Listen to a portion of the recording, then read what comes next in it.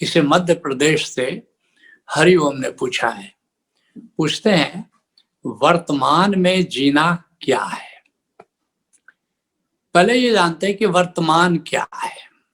वर्तमान क्या है? ये समय का हिस्सा नहीं है। फिर क्या है वर्तमान? क्योंकि समय का हिस्सा अगर तुम मानते हो, तुम कहो कि बस अभी इस मोमेंट, तो मैं पूछूंगा कि कहां से कहां तक मानोगे? क्या अभी का मतलब 1 घंटा? तुम कहोगे नहीं 1 घंटा भी नहीं हुआ। तो हम कहेंगे अच्छा क्या 1 मिनट? तुम कहोगे नहीं 1 मिनट भी नहीं हुआ। हम कहें क्या 1 सेकेंड? अब उसमें भी फ्रैक्शन है।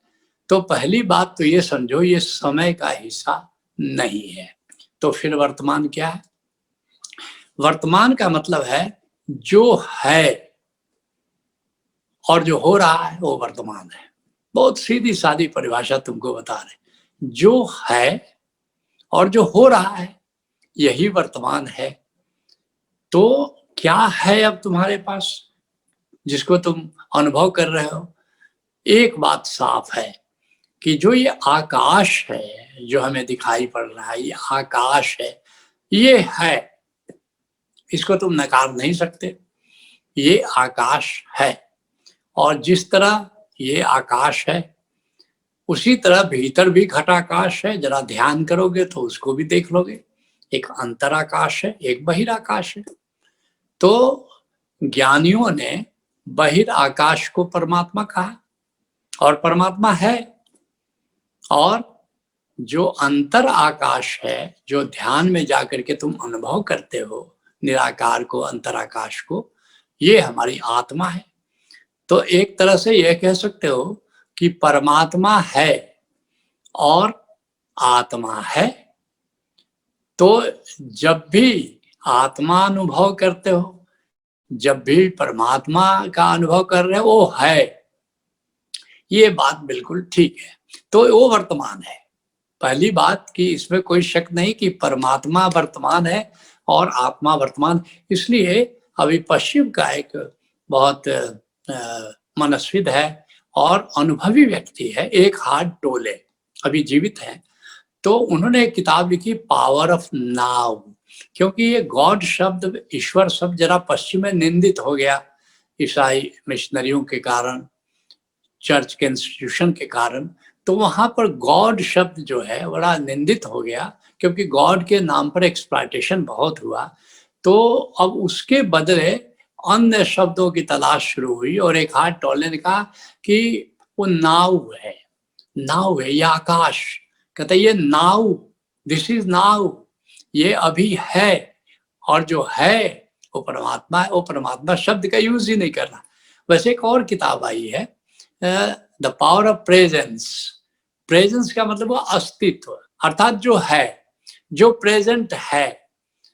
तो ये गॉड के समानार्थक सिनोनिम शब्द हो गए आजकल, नाउ, प्रेजेंट। तो ये जो है में आ गया, परमात्मा आ गया, आत्मा आ गया। और परमात्मा का जो तुम अनुभव कर रहे हो, आत्मा का जो अनुभव कर रहे हो, ये है का अनुभव है। तो ये वर्तमान का अनुभव है। और दूसरा हमने क्या कहा? और जो हो रहा है, जो हो रहा है वह भी वर्तमान का हिस्सा है। क्या हो रहा है? जैसे कि जो भी घटनाएं अभी हो रही हैं, जिसका तुम्हारे अनुभव में जो भी घटनाएं आ रही हैं, वो सब वर्तमान का हिस्सा है। अब तुम्हारे सामने अब नदी बह रही है, तो नदी का बहना हो रहा है।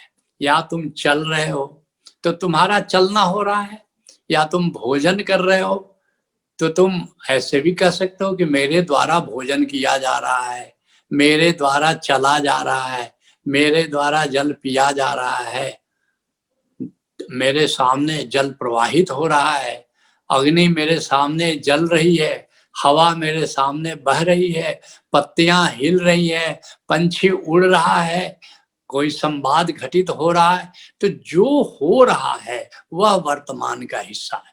इसलिए बहुत ही सरलता से वर्तमान को दो रूपों में परिभाषित कर सकते हो, जो है और जो हो रहा है, ये वर्तमान का हिस्सा है।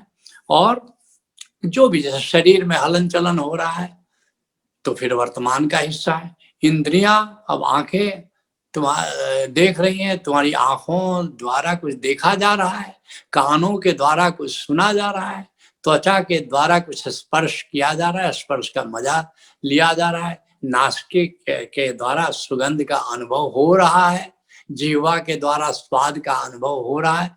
तो ये सब हो रहा है और ये वर्तमान का हिस्सा। सांस चल रही है, अब ये वर्तमान का हिस्सा है, क्योंकि एक साथ जो अभी सांस तो चल रही है, तो सांस चल रही है तो वर्तमान का हिस्सा है।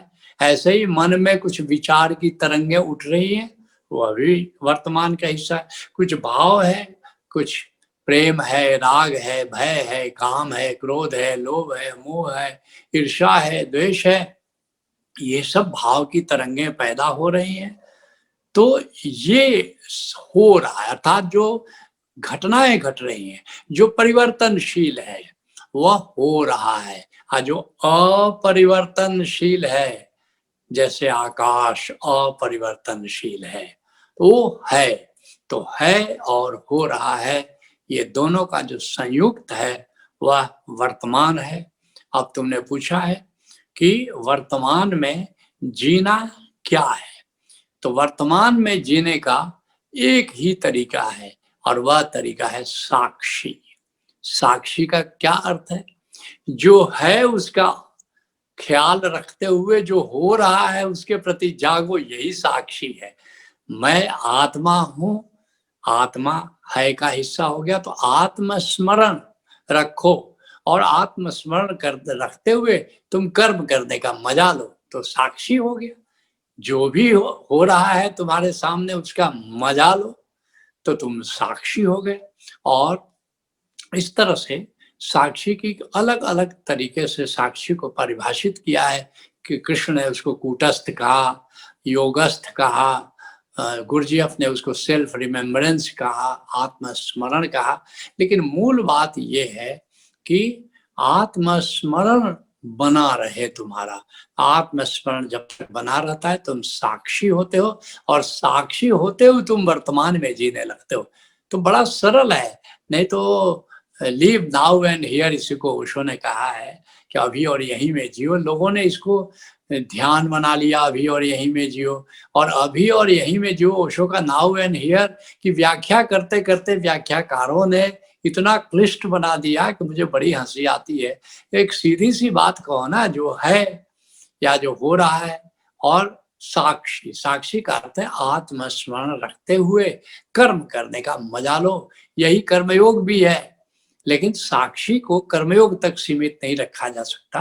केवल समझाने के लिए मैंने कर्म से इसको जोड़ा, लेकिन साक्षी को अलग अलग जो तल पर चेतना में जो कुछ भी घटित हो रहा है वो सबके प्रति तुम साक्षी हो सकते हो। केवल शरीर ही नहीं, केवल कर्म नहीं, तुम भोग के साक्षी हो सकते हो, तुम सांस के साक्षी हो सकते हो, तुम भाव के साक्षी हो सकते हो, प्रेम के साक्षी हो सकते हो, तुम विचारों के साक्षी हो सकते हो।